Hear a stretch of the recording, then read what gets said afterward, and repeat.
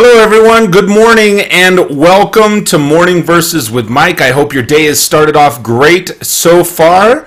As a reminder, I share these each weekday morning, 6:15 a.m. I'm going to click this open over here.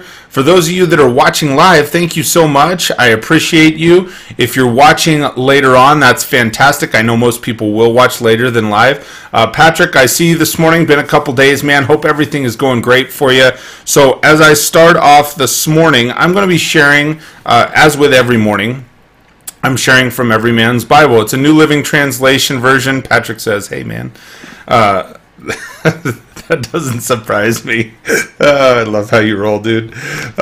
So anyway, I'm sharing from the New Living Translation version, Every Man's Bible. And I'm going to be sharing from Colossians chapter 4, verse 6.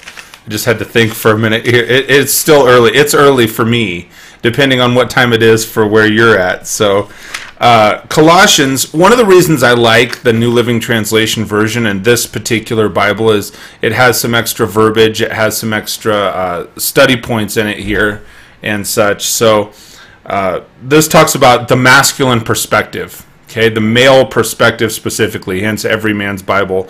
And so I'm going to share that direct from here this morning. It says, Paul gives short, pointed orders to husbands and fathers in the book of Colossians. It talks about responsibility and family.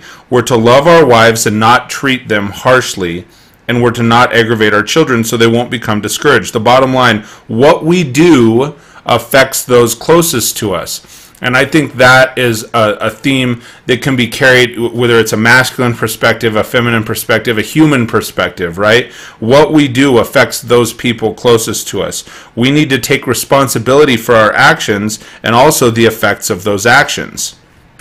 So 4, verse 6 says, let your conversation be gracious and attractive so that you'll have the right response for everyone. You know, it's important that we have clarity of spirit and of our communication. So you have clarity of spirit and you have clarity of your communication when talking to other people and spreading the word of God.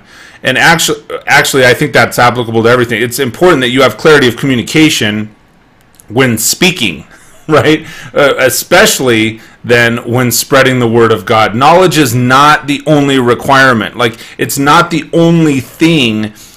It's not just about knowing something. It's not just about, hey, I'm smart on this subject, so I should speak on it. That's not how it works.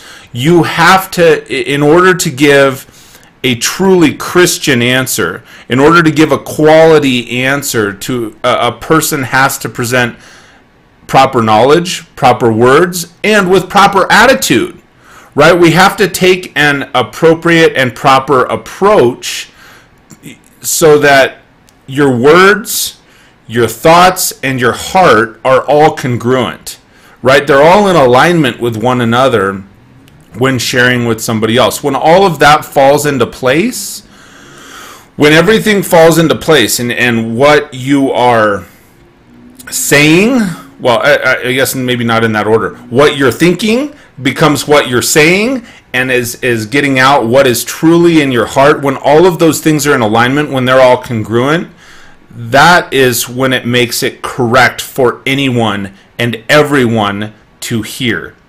You know, so it is so important that we maintain that clarity in our communication and maintain that clarity in our faith of what it is we're communicating, but also how it is that we're communicating it. So I'm going to read that one more time. Colossians chapter 4, verse 6. It says, let your conversation be gracious and attractive so that you'll have the right response for everyone. So I hope you're having a great day to start. Good morning, Frank. I see you over there. Thanks for stopping. It was so good to see you the other day, man. Frank came by my store the other day, and it's been too long, man. So it was really nice to see you the other day. For everybody that's here, thank you so much. I appreciate you. As I did say, I'll be wrapping up 2018 around the Christmas week. I'm going to be re-sharing my original 30 days of Bible verses, which I did on my Lead the Team channel. So I'm going to bring those over to to this channel, and I'm going to share those through the beginning of 2019. So I look forward to you joining me for that. Kind of a recap, year in review, I guess, so to speak. I appreciate you. I hope you're having a great start to your day, and I will tell you, until we speak next, I hope you have an absolutely fantastic day. We'll talk to you soon, everybody.